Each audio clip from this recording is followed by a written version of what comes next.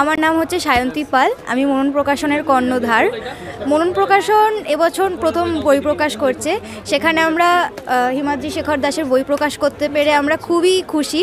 তার বই, ঠিক আছে, মনোনিবেশ কবিতার বই, গল্পের বই, আমরা খুবই খুশি। তার বই আমাদের স্টলে রয়েছে, আমরা সেটা মানে পাঠকদেরকে একটা উপহার দিতে পারছি, ঠিক আছে, এটাই বলতে চাই। আমি এর সাথে বই প্রকাশের সাথে যুক্ত বেশি দিন হয়নি, 2-3 মাস হয়েছে আমি বই প্রকাশের সাথে যুক্ত আছি, ঠিক আছে। এবছর বইমেলায় আমার প্রথমবার বই প্রকাশ পাচ্ছে। এই সমস্ত আমার বইয়ের সাথে মনোনিবেশ, হিমাদ্রি শেখর দাসের মনোনিবেশ রয়েছে। আশা করছি পাঠকবৃন্দ খুবই প্রথমবার যে এসেছেন আপনি, কেমন লাগছে? একটা এক্সাইটমেন্ট রয়েছে, একটা ভয় রয়েছে, সমস্তটা মিলিয়ে মিশিয়ে খুব ভালো কাটছে আর কি। ঠিক আছে, হ্যাঁ না আমি বলবো না, আমার এটা পঞ্চম সংকলন, গল্প সংকলন।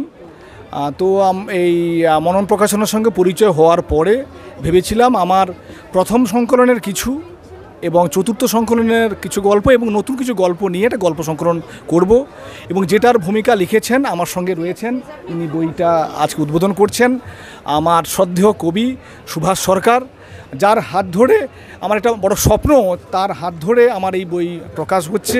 এটা আমার কাছে অনেকখানি গর্বের, অনেকখানি আনন্দের। আমি সুভাষবাবুকে বলবো কিছু বলার জন্য। তরুণ লেখক হিমাদ্রি শেখর দাসের এই বইটা যখন বেরোলো, মানে ঠিক করেছিল, তখনও আমাকে ধরেছিল যে আপনাকে একটা ভূমিকা যদি লিখে দেন আমি খুব খুশি হব, আপনি যদি একটা ভূমিকা লিখে দেন।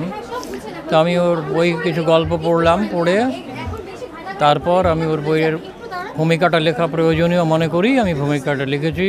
অত্যন্ত প্রতিশ্রুতিবান গল্পকার, এবং আশা করি ভাবিকালে ও এই গল্পের জগতে একটা নিজের ছাপ রেখে যেতে পারবে।